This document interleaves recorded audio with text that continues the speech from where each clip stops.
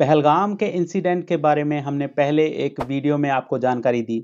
हमारी आज की वीडियो में उस इंसिडेंट के बाद की जानकारी आपको मिलेगी और फिर हम इस तरह के और कितने ही इंसिडेंट जो इंडिया में हुए उसके पीछे की डार्क साइड को एक्सप्लोर करेंगे कि आखिर क्यों इंडिया और पाकिस्तान के बीच पीस नहीं हो पा रही।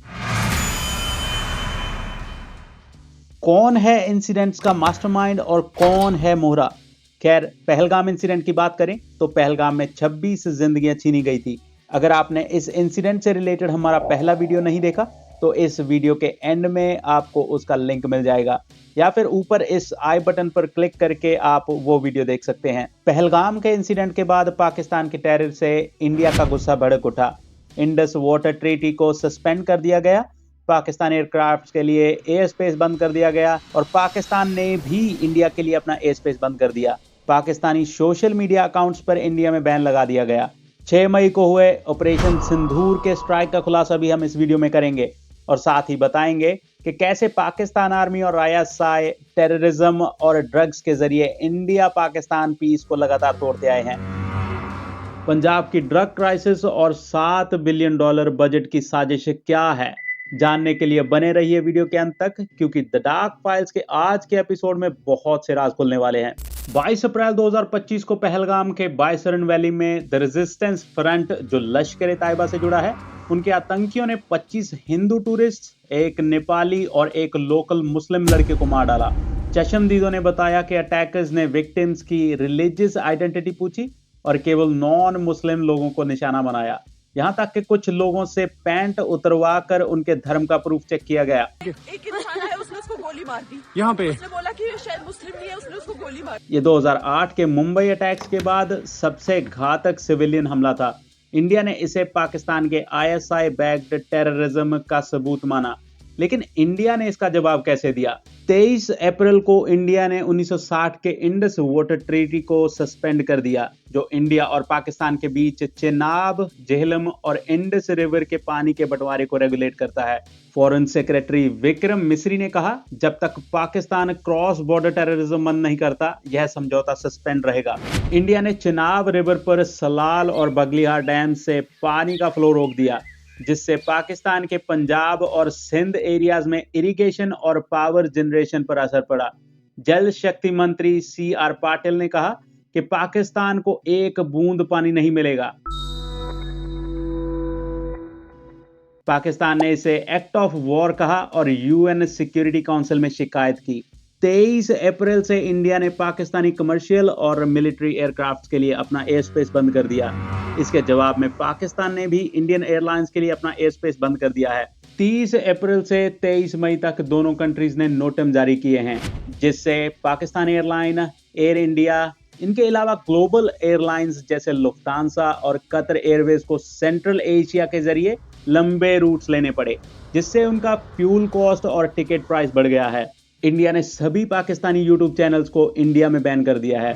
क्रिकेटर्स शोएब अख्तर और बासित अली के social media accounts, actors Fawad Khan, Mahira Khan, Hania Aamir. 2 मई को इंडिया ने पाकिस्तान से हर तरह से इंपोर्ट और एक्सपोर्ट पर पूर्ण बैन लगा दिया, जिसमें थर्ड कंट्रीज के जरिए ट्रेड भी शामिल था। 2024 से 25 में होने वाला $1.18 बिलियन का इंडिया पाकिस्तान व्यापार एकदम रुक गया। पोस्टल सर्विसेज और पार्सल एक्सचेंज भी सस्पेंड कर दिए गए, जिससे क्रॉस बॉर्डर बिजनेसेस को बड़ा नुकसान हुआ। 23 अप्रैल को अटारी वाघा बॉर्डर, जो ट्रेड और कल्चरल एक्सचेंज का मेजर हब था, पूरी तरह बंद कर दिया गया।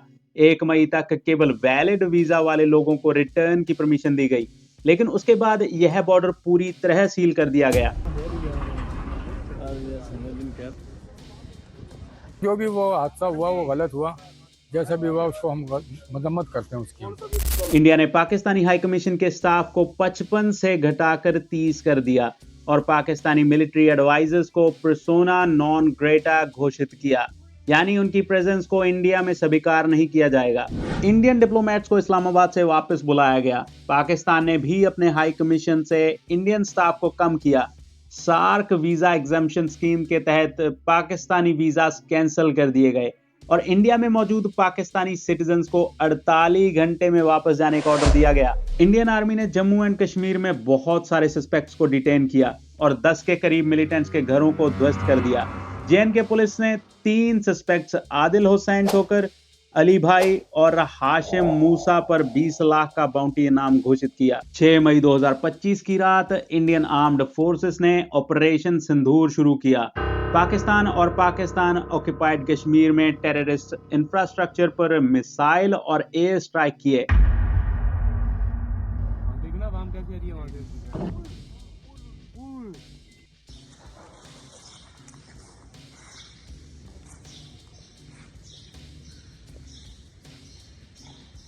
मिनिस्ट्री ऑफ डिफेंस के मुताबिक कोटली, बहावलपुर और मुजफ्फराबाद में 9 टेरर कैंप्स को निशाना बनाया गया जो लश्कर-ए-तैयबा और द रेजिस्टेंस फ्रंट से जुड़े थे।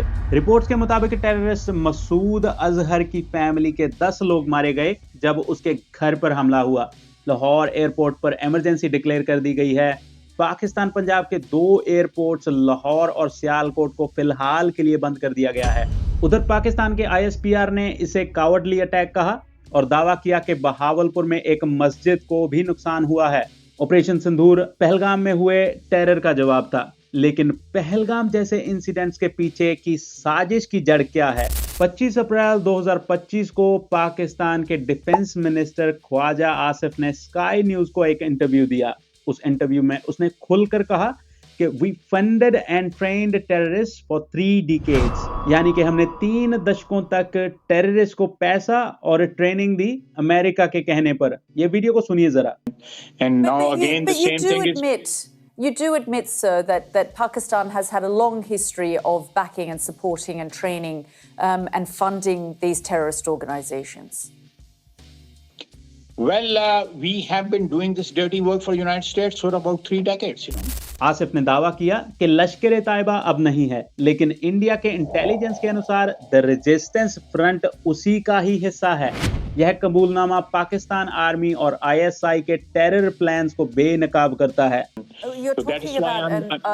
You're talking about an offshoot of Lashkar-e-Taiba, the resistance. Lashkar-e-Taiba is, let me tell you, Lashkar-e-Taiba is a name from the past. It is totally defunct. It does not exist. Let me tell you, with this organization, this group, the Resistance Front, is believed to be an offshoot of Lashkar-e-Taiba. लेकिन यह सिलसिला कब से चल रहा है? India और पाकिस्तान के बीच पीस की हर कोशिश को पाकिस्तान आर्मी और आईएसआई ने टेररिज्म से तोड़ा है।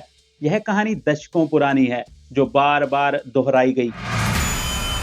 1999 में अटल बिहारी वाजपेयी ने पाकिस्तान के साथ दोस्ती का बड़ा कदम उठाया।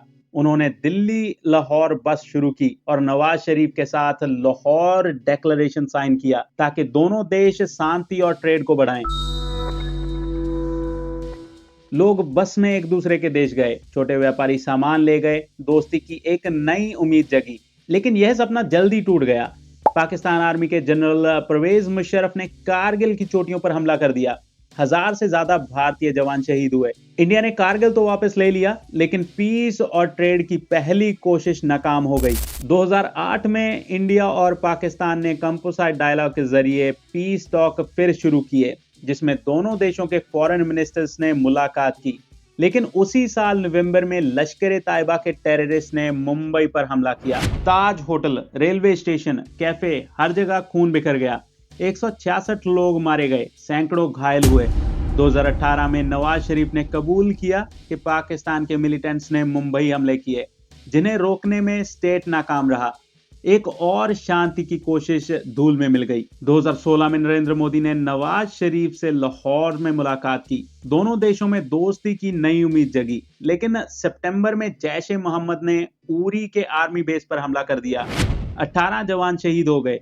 यह दशकों का सबसे खतरनाक हमला था। इंडिया ने सर्जिकल स्ट्राइक किए, लेकिन पीस फिर टूट गया। 2019 में दोनों देश ट्रेड और बातचीत बढ़ाने की कोशिश कर रहे थे, लेकिन फरवरी में जैश-ए-मोहम्मद ने पुलवामा में सीआरपीएफ कॉन्वॉय पर सुसाइड बॉम्ब अटैक किया। 40 जवान शहीद हुए। इंडिया ने एयर स्ट्राइक किए और कॉन्फ्लिक्ट और बढ़ गया। हर बार जब पीस की बात होती है, तभी एक हमला हो जाता है।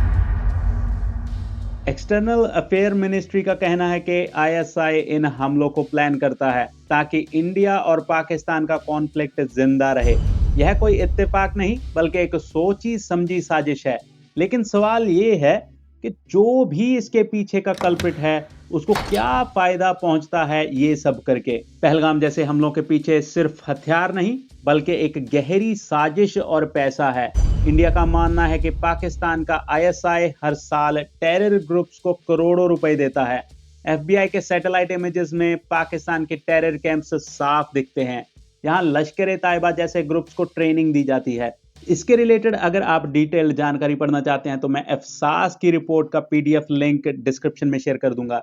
और भी काफी रिपोर्ट्स हैं जो अलग अलग टेररिस्ट ऑर्गेनाइजेशंस की फंडिंग को एक्सपोज करती हैं। अगर आप उनमें इंटरेस्टेड हैं तो मुझे इंस्टाग्राम पर मैसेज कर सकते हैं, मैं आपको सबके लिंक्स प्रोवाइड कर दूंगा। लेकिन यह पैसा कहां से आता है? नारकोटिक्स कंट्रोल ब्यूरो के अनुसार पाकिस्तान का नशे का व्यापार टेररिज्म को फंड करता है। स्ट्रेटेजिक एनालिसिस जर्नल की रिपोर्ट ने इस टॉपिक को बहुत गहराई में कवर किया है, जो कि एक वीडियो में एक्सप्लेन करना बहुत मुश्किल है। अगर आप चाहें तो हम इसके रिलेटेड अलग वीडियो बना सकते हैं। 2024 में बीएसएफ ने पंजाब बॉर्डर पर 270 से ज्यादा ड्रोन्स पकड़े जो पाकिस्तान से ड्रग्स ला रहे थे। यह ड्रग्स आईएसआई बैक्ड स्मगलर्स भेजते हैं ताकि पंजाब के युवाओं को एडिक्ट बनाकर इंडिया को कमजोर किया जाए। यह सिर्फ नशा नहीं बल्कि इंडिया के खिलाफ एक जंग है। लेकिन सबसे बड़ा सवाल, पाकिस्तान आर्मी और आईएसआई को इससे क्या फायदा? पाकिस्तान आर्मी का $7 बिलियन का बजट और उसकी ताकत इंडिया के साथ कॉन्फ्लिक्ट पर टिकी है। अगर इंडिया और पाकिस्तान में पीस हो जाए तो पाकिस्तान आर्मी का इन्फ्लुएंस और बजट खतरे में पड़ सकता है। आईएसआई और आर्मी के लिए कॉन्फ्लिक्ट जरूरी है ताकि उनकी सत्ता बनी रहे। यह साजिश सिर्फ हमलों तक नहीं बल्कि इंडिया को अंदर से तोड़ने की कोशिश है। इसीलिए पहलगाम में लोगों का धर्म पूछकर सिर्फ हिंदुओं को टारगेट किया गया ताकि इंडिया में हिंदू मुस्लिम कॉन्फ्लिक्ट को बढ़ावा मिले। पंजाब में नशे की सप्लाई से इंडिया को कमजोर किया जा रहा है और बाकी स्टेट्स ठहाके लगाकर इसका मजाक भी बनाते हैं और उड़ता पंजाब जैसे स्लोगन्स भी बोलते हैं।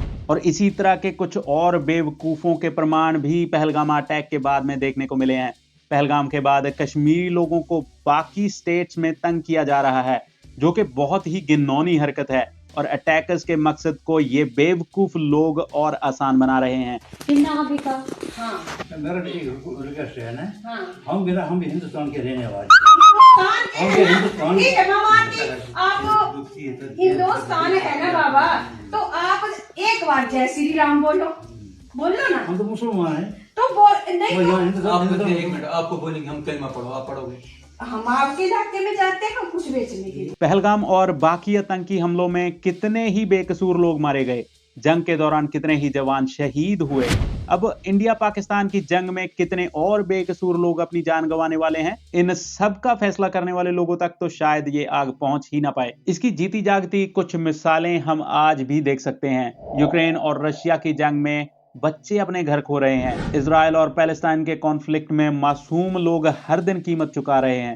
खैर, आज की वीडियो में इतना ही। फिर मिलेंगे किसी और कहानी के साथ। तब तक आप सतर्क रहिए, अपने आप को क्राइम से दूर रखिए और देखते रहिए द डार्क फाइल्स।